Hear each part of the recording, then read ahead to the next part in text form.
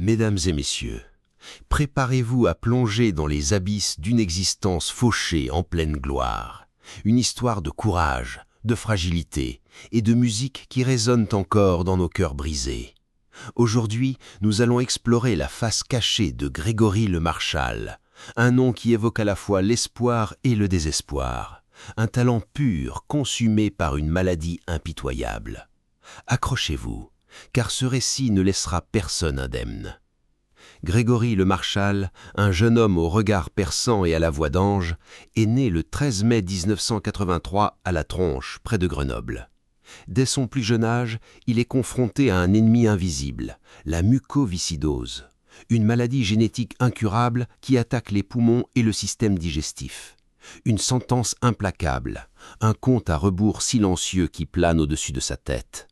Mais Grégory refuse de se laisser définir par la maladie. Il transforme sa fragilité en une force, sa douleur en une mélodie. L'enfance de Grégory est un ballet constant entre les joies simples et les séjours à l'hôpital. Il grandit avec la conscience aiguë de sa condition, mais aussi avec une détermination farouche à vivre pleinement chaque instant. Le sport d'abord est une échappatoire. Il excelle au basket-ball, un moyen de défier la maladie, de prouver qu'il est capable de repousser ses limites. Mais le destin a d'autres plans pour lui. Un jour, presque par hasard, Grégory découvre le chant. Sa voix, d'une pureté cristalline et d'une puissance émotionnelle rare, révèle un talent brut, une étincelle divine qui ne demande qu'à s'embraser. C'est une révélation, un tournant décisif. La musique devient son oxygène, son remède, sa raison de vivre. Il se lance à corps perdu dans cette nouvelle passion, travaillant sans relâche pour maîtriser sa voix, pour transcender sa condition. Les premières scènes locales, les concours de chant amateur, Grégory les aborde avec une humilité et une passion qui touchent le public. Il ne cherche pas la gloire facile, il veut juste partager sa musique, transmettre ses émotions. Son talent est indéniable, son charisme magnétique. Les portes commencent à s'ouvrir. En 2004, Grégory franchit le Rubicon. Il auditionne pour Star Academy, une émission de télé-réalité musicale qui cartonne en France. Son interprétation bouleversante d'SOS d'un terrien en détresse laisse le jury et le public sans voix. C'est un moment de grâce, une communion émotionnelle intense. Grégory est admis au château et sa vie bascule. L'aventure Star Academy est un tourbillon médiatique, une succession de défis, de répétitions, de moments de doute et d'euphorie. Grégory se révèle être un artiste complet, un interprète exceptionnel, mais aussi un être humain sensible et attachant. Il noue des amitiés fortes avec les autres élèves, il se confie sur sa maladie, il partage ses rêves. Le public tombe amoureux de lui, de sa voix, de son courage, de sa sincérité. Chaque semaine, Grégory livre des performances époustouflantes, réinterprétant des classiques de la chanson française et internationale avec une émotion et une justesse qui transcendent les textes. Sa voix est son arme, son armure, son moyen d'expression ultime. Il chante l'amour, la joie, la tristesse, l'espoir, la révolte. Il chante la vie, malgré tout. La finale de Star Academy est un moment historique. Grégory affronte Lucie Bernardoni, une autre candidate talentueuse. Mais le public a déjà choisi son champion. Le verdict tombe. Grégory est sacré grand gagnant, avec plus de 80% des voix. C'est une consécration, un triomphe mérité. La France entière célèbre son talent, son courage, sa victoire sur la maladie. Le conte de fer pourrait s'arrêter là, avec un happy end flamboyant. Mais la vie n'est pas un conte de fer. La maladie, toujours tapie dans l'ombre, continue de ronger le corps de Grégory. La mucoviscidose est une maladie implacable, qui ne laisse aucun repos. Après sa victoire à Star Academy, Grégory se lance à corps perdu dans sa carrière. Il enregistre un premier album, Je deviens moi, qui rencontre un succès fulgurant. Les singles Épris l'histoire et Je suis en vie deviennent des tubes incontournables. Il enchaîne les concerts, les plateaux télé, les interviews. Il vit à 100 à l'heure, comme s'il voulait rattraper le temps perdu. Mais la maladie le rattrape. Les séjours à l'hôpital se multiplient, les traitements sont de plus en plus lourds. Grégory est épuisé, affaibli, mais il refuse de baisser les bras. Il continue de chanter, de se battre, d'espérer. Il devient un symbole de courage et de résilience pour des milliers de personnes atteintes de la mucoviscidose. En 2007, l'état de santé de Grégory se dégrade brutalement. Il est hospitalisé d'urgence à l'hôpital de Suresnes, près de Paris. Ses poumons sont gravement atteints. Il a besoin d'une greffe. Mais le temps presse et les complications s'accumulent. Le 30 avril 2007, Grégory Le Marchal s'éteint, à 23 ans. Sa mort bouleverse la France entière. C'est une perte immense, un gâchis intolérable. Un talent exceptionnel s'est éteint trop tôt, emporté par une maladie incurable. Les obsèques de Grégory, célébrées à Chambéry, sont un moment de recueillement et d'émotion intense. Des milliers de personnes se rassemblent pour lui rendre un dernier hommage. Ses proches, ses amis, ses fans, tous pleurent la disparition d'un artiste unique, d'un être humain exceptionnel. Mais l'histoire de Grégory ne s'arrête pas avec sa mort. Son héritage musical et humain continue de vivre à travers son œuvre, à travers les actions de l'association Grégory Le Marchal, créée par ses parents pour lutter contre la mucoviscidose. L'association Grégory Le Marchal a permis de récolter des millions d'euros pour financer la recherche, améliorer la prise en charge des patients, sensibiliser le public à la maladie. Grâce à elle, des avancées significatives ont été réalisées dans le traitement de la mucoviscidose, et l'espérance de vie des patients s'est considérablement allongée. Mais le combat continue. La mucoviscidose reste une maladie incurable, et de nombreux défis restent à relever. L'association Grégory Le Marchal se bat sans relâche pour faire progresser la recherche, pour améliorer la qualité de vie des patients, pour leur donner l'espoir d'un avenir meilleur. Alors, mesdames et messieurs, n'oublions jamais Grégory Le Marchal, n'oublions jamais sa voix, son courage, son combat. N'oublions jamais que la vie est fragile, que chaque instant est précieux et qu'il faut se battre pour réaliser ses rêves, même face à l'adversité. La face cachée de Grégory Le Marchal, c'est l'histoire d'un talent brut consumé par la maladie, mais aussi l'histoire d'un courage indomptable, d'une soif de vivre inextinguible.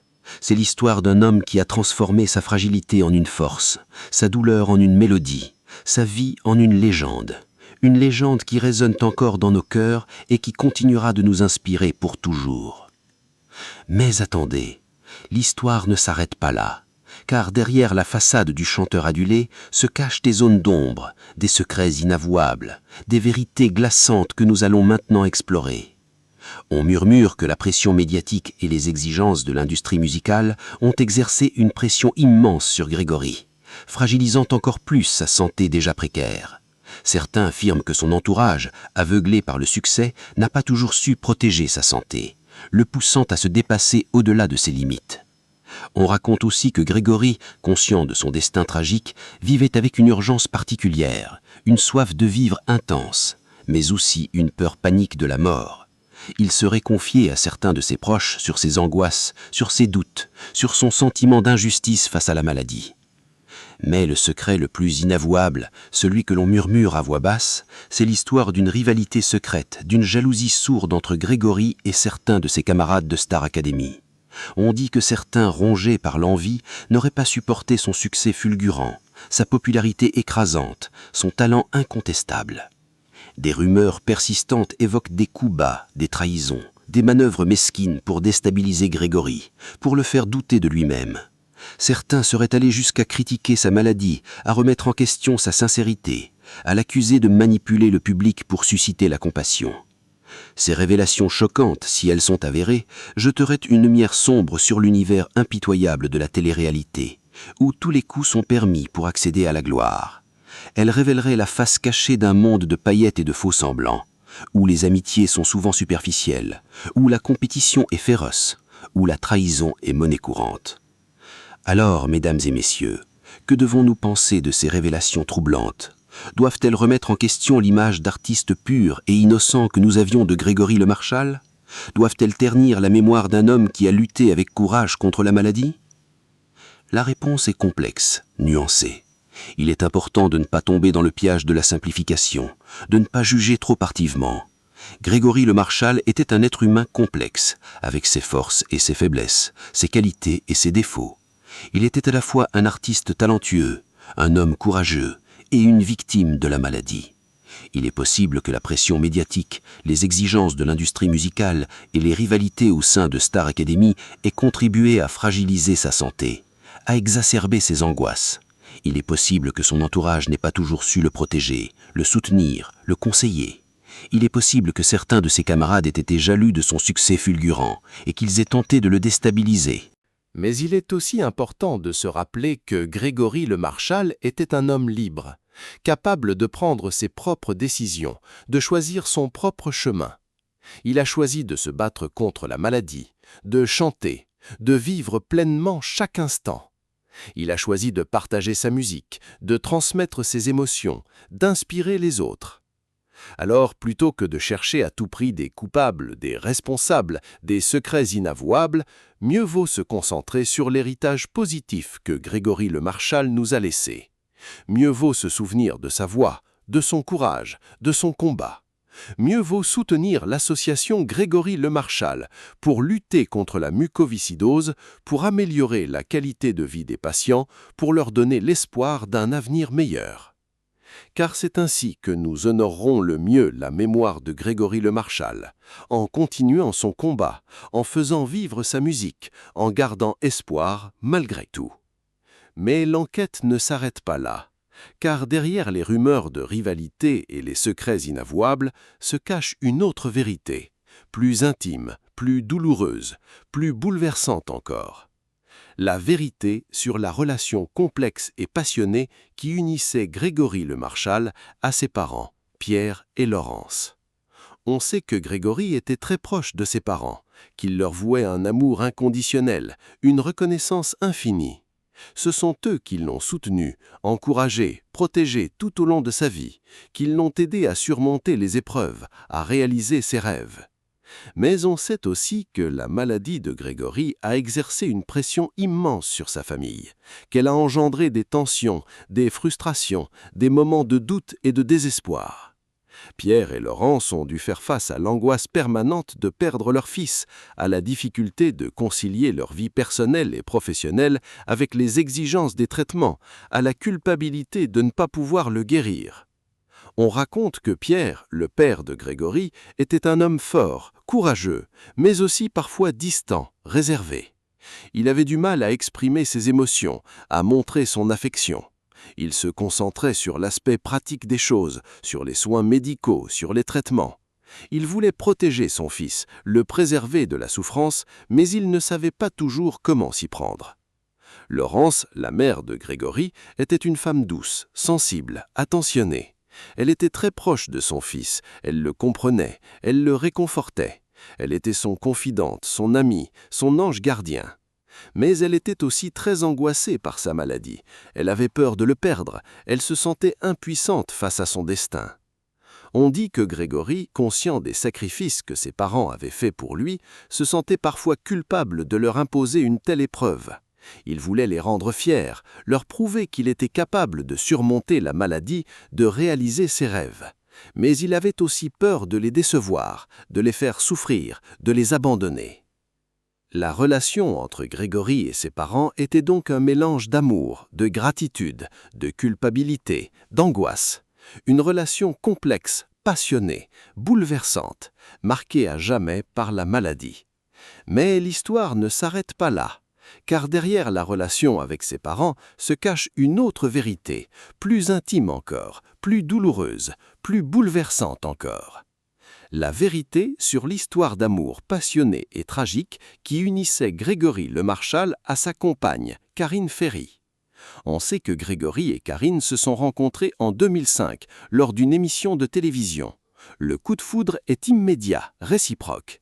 Ils tombent amoureux, passionnément, éperdument. Karine est une jeune femme belle, intelligente, sensible, attentionnée. Elle est animatrice de télévision, elle a du succès, elle est entourée d'amis. Mais elle est aussi très humaine, très simple, très sincère. Elle est touchée par la personnalité de Grégory, par son talent, par son courage, par sa fragilité. Grégory est ébloui par la beauté de Karine, par son intelligence, par sa gentillesse. Il est attiré par sa force de caractère, par sa joie de vivre, par son optimisme. Il se sent compris, aimé, accepté tel qu'il est. Leur histoire d'amour est un conte de fées moderne, un mélange de passion, de tendresse, de complicité, de respect. Ils s'aiment, ils rient, ils pleurent, ils se soutiennent, ils se protègent, ils partagent leurs rêves, leurs espoirs, leurs angoisses.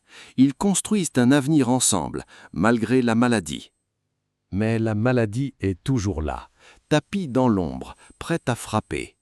L'état de santé de Grégory se dégrade, les séjours à l'hôpital se multiplient. Karine est à ses côtés, jour et nuit, le soutenant, l'encourageant, le réconfortant. Elle est son roc, son pilier, son ange gardien. Mais elle est aussi très angoissée, très fatiguée, très impuissante. Elle voit son amour dépérir, s'affaiblir, souffrir. Elle a peur de le perdre, elle se sent démunie face à la maladie. On raconte que Karine a tout fait pour aider Grégory à surmonter la maladie, qu'elle a cherché les meilleurs médecins, les meilleurs traitements, les meilleurs conseils. Elle a tout essayé pour le soulager, pour le réconforter, pour lui donner l'espoir d'un avenir meilleur. Mais la maladie est plus forte que tout. Le 30 avril 2007, Grégory s'éteint dans les bras de Karine. La mort de Grégory est une épreuve terrible pour Karine. Elle est dévastée, anéantie, inconsolable. Elle a perdu l'amour de sa vie, son âme sœur, son meilleur ami. Elle se sent seule, perdue, abandonnée. Elle mettra des années à se reconstruire, à surmonter son deuil. Elle trouvera du réconfort dans le travail, dans l'amour de ses proches, dans son engagement auprès de l'association Grégory Le Marchal. Elle se mariera plus tard avec un autre homme, elle aura des enfants, elle reconstruira sa vie. Mais elle n'oubliera jamais Grégory, son premier amour, son amour éternel. Alors, mesdames et messieurs, n'oublions jamais l'histoire d'amour passionné et tragique qui unissait Grégory Le Marchal à Karine Ferry. N'oublions jamais leur bonheur, leur complicité, leur courage. N'oublions jamais que l'amour peut être plus fort que la maladie, plus fort que la mort. Mais il y a encore une autre face cachée, une dernière vérité à explorer, une vérité encore plus intime, encore plus douloureuse, encore plus bouleversante. La vérité sur le secret que Grégory Le Marchal a emporté avec lui dans sa tombe. Un secret que seuls ses proches connaissent, un secret qu'il n'a jamais révélé publiquement, un secret qui explique peut-être son courage, sa détermination, sa soif de vivre. On dit que Grégory Le Marchal savait depuis son plus jeune âge qu'il ne vivrait pas vieux, qu'il avait conscience de son destin tragique, qu'il acceptait sa mort prochaine. On dit qu'il avait fait la paix avec la maladie, qu'il ne la considérait pas comme une ennemie, mais comme une compagne de route, qu'il avait appris à vivre avec elle, à l'apprivoiser, à en tirer une force, une inspiration. On dit qu'il avait un don particulier, une capacité à ressentir les émotions des autres, à comprendre leurs souffrances, à les réconforter, qu'il était un être hypersensible, empathique, compatissant. On dit qu'il avait une vision du monde différente, plus spirituelle, plus philosophique, qu'il croyait en une vie après la mort, qu'il pensait que l'âme était immortelle, que l'amour était éternel. On dit qu'il avait un message à transmettre, un message d'espoir, de courage, d'amour, de paix. Il voulait inspirer les autres, à se battre pour leurs rêves, à vivre pleinement chaque instant, à ne jamais perdre espoir. On dit que c'est pour cela qu'il a chanté, qu'il a vécu, qu'il s'est battu jusqu'au bout, parce qu'il savait que sa vie avait un sens, qu'il avait une mission à accomplir, qu'il pouvait faire une différence dans le monde. On dit que c'est pour cela qu'il a laissé une telle empreinte dans nos cœurs, qu'il nous a tant touchés, qu'il nous inspire encore aujourd'hui, parce qu'il était un être exceptionnel, un artiste unique, un homme de lumière. Alors, mesdames et messieurs, gardons ce secret précieusement, gardons-le dans nos cœurs, gardons-le dans nos mémoires, gardons-le comme un trésor, comme un héritage positif pour l'avenir. Car c'est ainsi que nous honorerons le mieux la mémoire de Grégory Le Marchal, en gardant son secret, en faisant vivre sa message, en continuant son combat, en croyant en l'amour, en la paix, en l'espoir.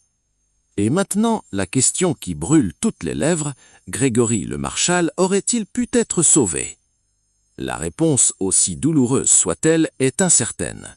La mucoviscidose est une maladie génétique complexe et impitoyable. Même avec les progrès de la médecine, elle reste incurable. Cependant, des voix s'élèvent pour souligner que certains facteurs auraient pu influencer le cours de son destin. Premièrement, un diagnostic plus précoce. Si la mucoviscidose avait été détectée plus tôt dans son enfance, des traitements adaptés auraient pu ralentir la progression de la maladie et préserver ses poumons plus longtemps. Deuxièmement, une greffe pulmonaire. Grégory était sur liste d'attente pour une greffe, mais le temps a manqué. Si un donneur compatible avait été trouvé plus rapidement, il aurait peut-être eu chance de survie. Troisièmement, une